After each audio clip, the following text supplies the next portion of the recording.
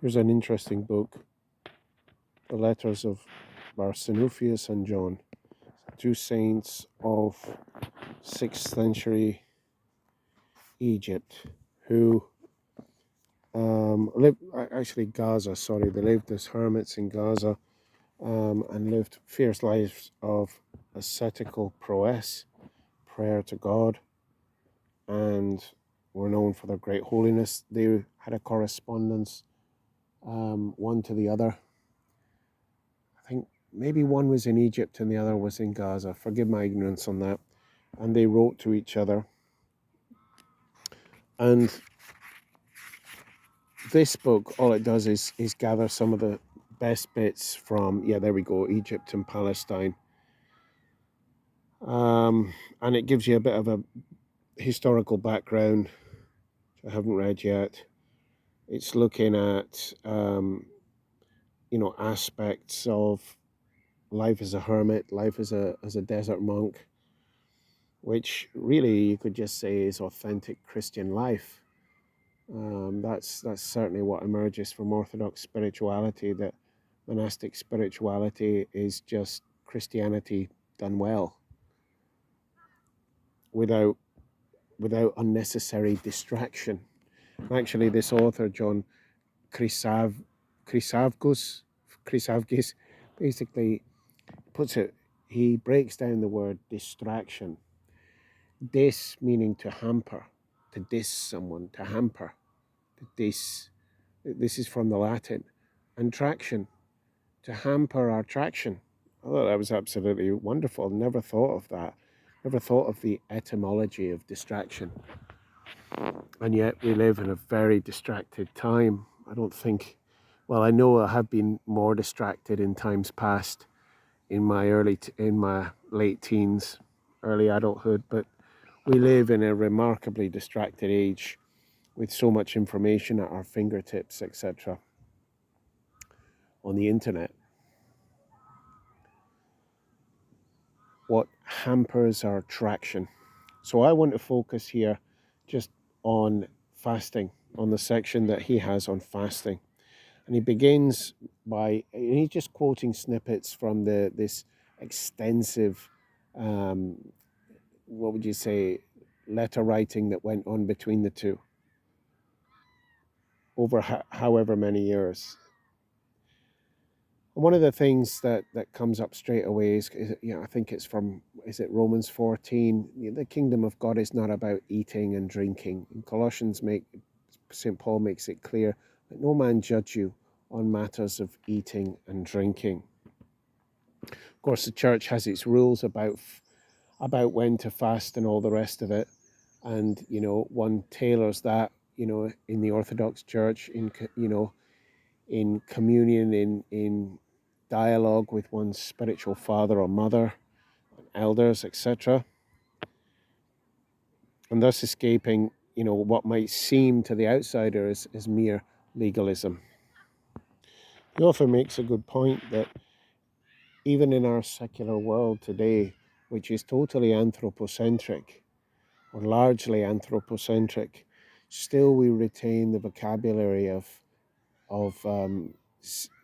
sin and virtue around eating. So sinfully delicious, temptation. People talk about guilt. You sometimes see adverts on the telly with horns, go on, be a devil, take some, have some more, etc. All a big joke, but nevertheless, people are knotted up about their food. But really, it's a kind of a dialogue, he says, between self-indulgence and the gym. So the gym becomes the purgatory to purge the overindulgence of the flesh. Definitely in the scriptures we see where, in the New Testament and the Old, where the overindulgence in food is pure idolatry. Their God is their stomach, writes Paul.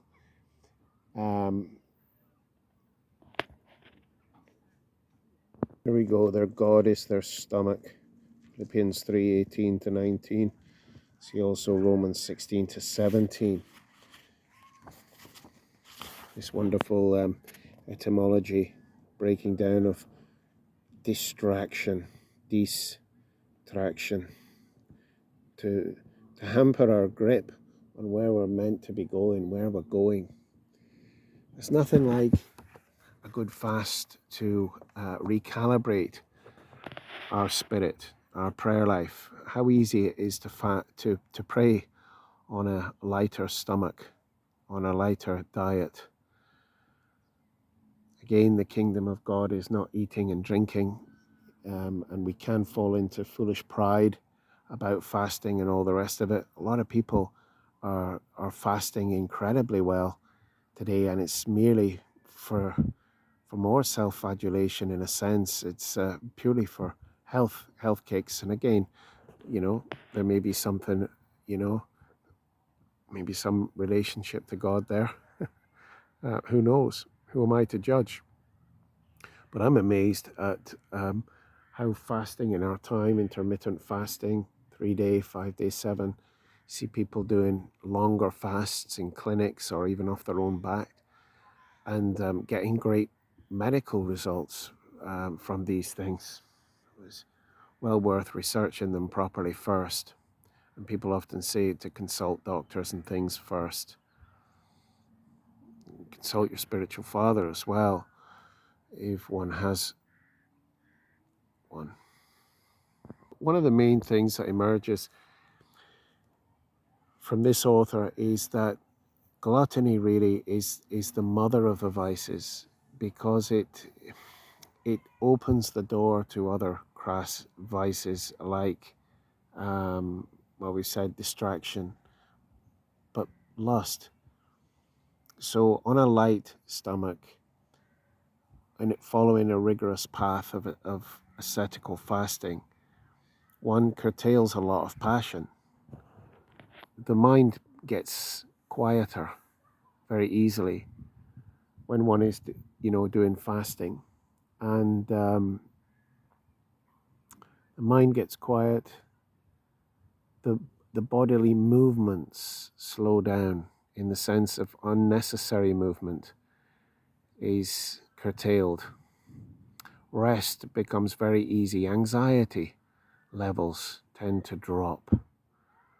And it just lends itself to prayer, just as overindulgence lends itself to sloth, laziness, and lust. John and Barsanuphius may make mention that, and as did many church fathers, medieval writers, theologians down through the centuries, that in some ways gluttony was involved in the fall of Adam and Eve. But of course, as this author points out, it wasn't the only thing. It was accidental rather than incidental, or something, words to that effect he makes, that it wasn't the be-all and end-all of the fall of Adam and Eve. It's not original sin itself. Because if that had been the case, well then they'd have ate all the apples or all the fruit on the tree, rather than, we're told, they ate some. They ate of the tree. They didn't polish all the fruit that was thereof. So we'll just finish with this quote here. Gluttony is the mother of lust, nourishment of evil thoughts, laziness of fasting, obstacle of asceticism, terror to moral purpose, imagination of food, sketcher of seasoning, an unrestrained horse, unbridled frenzy, receptacle of disease. Well, that's what a lot of people are discovering today, isn't it? That so many diseases, even cancers and heart disease, blood pressure, diabetes, type 2 diabetes, and so many things, even Alzheimer's and dementias and things, can be at least treated to some extent. Research is suggesting through fasting. Envy of health, obstruction of bodily passages, groaning of bowels, extremity of anger, ally of craving, pollution of the intellect, weakness of the body, difficulty in sleep, and gloom of death. So Fasting is not the be-all and end-all of the spiritual life. Of course it's not. But it's a definite tool in the toolbox. And gluttony is not the only vice, but it is certainly perhaps one of the principal mothers of vices.